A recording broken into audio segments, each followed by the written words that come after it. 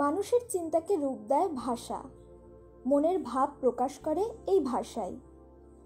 তাই বাঙালি জনগণের ভাষা আন্দোলনের মর্মস্পর্শী ও গৌরবোজ্জ্বল একটি দিন হিসেবে 21শে ফেব্রুয়ারি বাংলাদেশ সহ পশ্চিমবঙ্গ তথা সমস্ত বাংলা ভাষা ব্যবহারকারী জনগণের একটি উল্লেখযোগ্য ও স্মৃতি বিজড়িত দিন।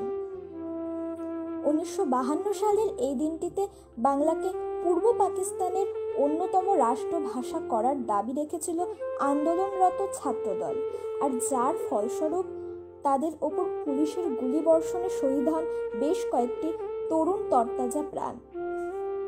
এই দিনটি শুধুমাত্র ঐতিহাসিক দিন বা স্মারকের দিন নয়, মাতৃভাষা প্রেমীদের কাছে সংগ্রামেরও স্মারক।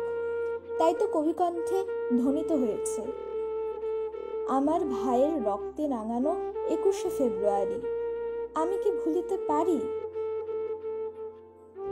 এটা গেল ইতিহাস। সেই ঢাকা রাজপথে রক্তে রাঙানো এইসব ইতিহাস আমরা সকলেই কম বেশি জানি, কিন্তু বর্তমান আমাদের এবং যাদের মাতৃভাষা বাংলা, যে ভাষা বিশ্বের সবথেকে মধুর ভাষা, সেই বাংলা ভাষা কি আমাদের সকলের জানা অথবা জানি কি? এমনিতেও অনেক সঠিক বাংলা শব্দ আমরা জানি না বা উচ্চারণ করতে পারি না, কিন্তু আমি এই আধুনিক প্রজন্মের কথা বলছি।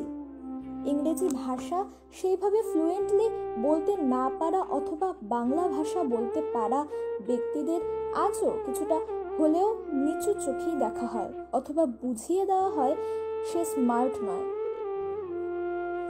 কিছুদিন আগেই আমি শুনেছিলাম এক অভিভাবক আরেক অভিভাবককে বলছে, আমার মেয়েকে ইংরেজি মিডিয়ামে দিয়েছি, ওর ব্রেনটা ভালোই, জানো, ম্যাথ, ইংলিশ রিডিং সব তাড়াতাড়ি ধরতে পারছে, কিন্তু বাংলাতে দেখছি আটকে যায় লিখতে বলতে।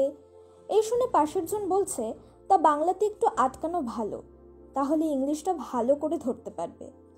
এই কথাটা আমার নিজের কানে শোনা। ইংলিশ মিডিয়াম সে ভালো কথা, বর্তমান যা পরিস্থিতি ইংলিশ প্রতি পদক্ষেপে দরকার, তাই ইংলিশ তো পড়তে বুঝতে জানতে বলতে অবশ্যই হবে, কিন্তু যে মাতৃভাষা আমাদের নিজস্ব অধিকার, এই অ আ ক খ, এই বাংলা ভাষা কোথাও গিয়ে পিছিয়ে পড়ছে না তো? আমরা কোথাও পাশ্চাত্য দেশ কিংবা নিজেদেরকে টেক্কা দিতে গিয়ে বাংলা থেকে বিমুখ হয়ে পড়ছি না তো? বাংলা থেকে দূরে সরে যাচ্ছি না তো? তাই আমাদের সকলকেই বুঝতে হবে মাতৃভাষার স্বাধীনতা মানুষের জীবনের অন্যতম শ্রেষ্ঠ পাওয়া এবং তার সর্বাঙ্গীন বিকাশের পথ। এই মাতৃভাষাই আমাদের ঘুম ও জাগরণের আনন্দ ও যন্ত্রণার একমাত্র সাবলীল মাধ্যম।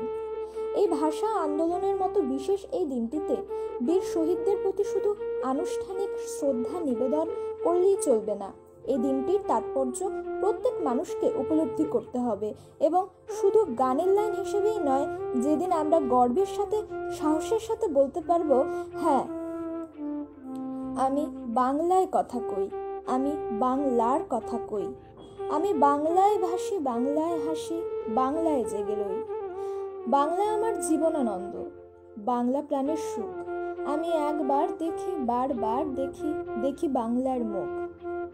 সেদিন, হ্যাঁ সেদিন মাতৃভাষার প্রতি আসল শ্রদ্ধা নিবেদন করা সার্থক হবে। এই 21শে ফেব্রুয়ারির সেই শহীদের বলিদান সেদিন সার্থক হবে।